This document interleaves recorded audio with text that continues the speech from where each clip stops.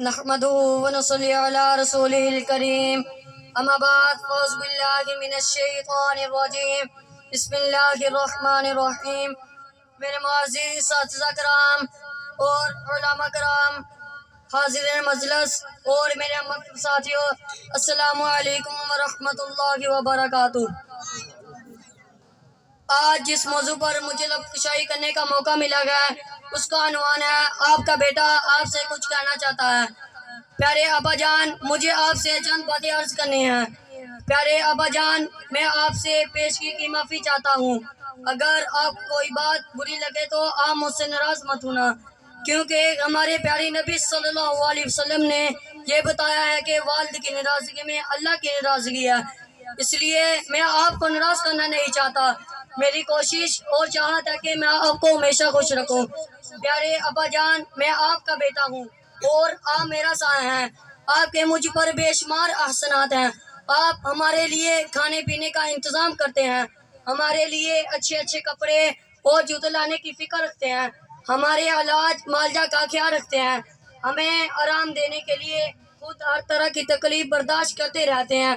میں آپ کے ان احسانات کا بدلہ کسی بھی طرح نہیں چکا سکتا۔ اللہ کی آپ کو بہترین اجر عطا فرمائے۔ پیارے ابا جان، جیسے کھانے پینے رہنے سہنے میں آپ ہر طرح سے میری فکر فرماتے ہیں، اسی طرح میری چاہت ہے کہ آپ مجھے دینی تعلیم دلائیں جس سے میں اللہ کا نیک بندہ بن کر جیوں اور آپ کی آنکھوں کی ٹھنڈک بنوں اور نیک مسلمان بنوں۔ پیارے ابا جان، چونکہ میں ابھی چھوٹا ہوں اور ہر چیز نئی نئی سیکھ رہا ہوں، اس لیے بہت ممکن ہے کہ مجھ سے غلطیاں بھی ہوتی رہیں گی جس پر آپ کو فطری طور پر غصہ بھی آیا کرے گا۔ بس میری چاہت ہے کہ ایسے موقع پر آپ میرے بہترین اور شفیق رہنما بن جائیں اور ایسے موقع پر آپ مجھے سمجھا دیا کریں، اس سے میری اچھی تربیت بھی ہوتی رہے گی اور میرے دل میں آپ کی محبت بھی بڑھے گی۔ ایسے موقع پر میری آپ سے درخواست ہے کہ آپ میری پٹائی نہ کیا کریں، کیونکہ اس سے مجھ پر منفی اثر پڑ سکتا ہے اور سدھرنے کے بجائے نقصان کا کبھی اندیشہ ہے اور شیطان میرے دل سے آپ کی محبت کو بھی ختم کر دے گا۔ کہیں ایسا نہ ہو کہ آپ کا یہ سخت رویہ مجھے جھوٹ بولنے پر مجبور کر دے۔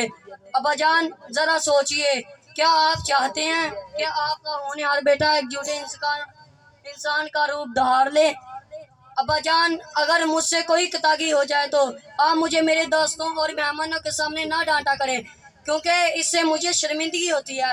اس قسم کے رویے سے میری صلاحیتیں بھی دب جائیں گی اور بڑا انسان بننے سے محروم ہو جاؤں گا۔ بلکہ آپ مجھے اکیلے میں بلا کر میری اصلاح فرمائیے، میں دل و جان سے آپ کی نصیحت پر عمل کرنے کی کوشش کروں گا۔ ابا جان، آپ میری غلطی کی اصلاح کرتے وقت آپ مجھے تانا نہ دیا کریں، کیونکہ تانے سے کبھی اصلاح نہیں ہوتی اور خرابی پیدا ہوتی ہے۔ اگرچہ آپ کی نیت اچھی ہوگی مگر تانا طبیعت پر منفی اثر کرتا ہے۔ اسی طرح میری آپ سے آخری درخواست ہے کہ آپ میرے سامنے گالی نہ دیا کریں، کہیں ایسا نہ ہو کہ آپ کی زبان کی گالی میری زبان کو لگ کر میرے عمر بھر کا ساتھی بن جائے۔ پیارے ابا جان، میری اچھی تعلیم و تربیت میں تعلیمی ادارے کے ساتھ ساتھ آپ کی شفقتوں کی بھی بہت ضرورت ہے، اس لیے روزانہ آپ مجھے کچھ نہ کچھ وقت ضرور دیا کریں۔ آپ مجھے محسوس نہ ہونے دے کہ میں اکیلا ہوں اور مجھے کوئی پوچھنے والا نہیں۔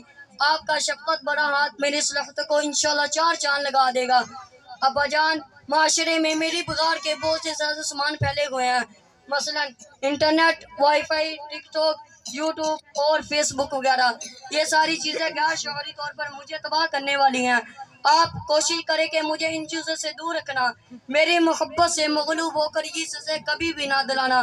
اگر میں ضد بھی کروں تو آپ پریشان نہ ہونا، میری ضد سے متاثر نہ ہونا۔ میں تو بچہ ہوں، اچھے بڑے کی تمیز نہیں کر سکتا۔ بس میرے فائدے کو، میری تربیت کو، میری آخرت کو سامنے رکھ کر یہ فیصلہ کرنا۔ ابا جان، مجھے میرے کپڑے بھی مسلمانوں والے پہنائیں، کافروں کے کپڑوں اور ان کے طریقوں سے مجھے نفرت ہے۔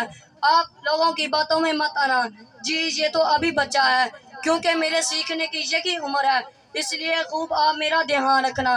ابا جان، میں نے سنا ہے کہ ماں باپ کی دعا اولاد کے حق میں ضرور قبول ہوتی ہے۔ بس میری آپ سے ایک اور آخری درخواست ہے کہ آپ میرے لیے ہر نماز کے بعد دعا کریں۔ وسلام وآخر دعوانا ان الحمد للہ رب العالمین۔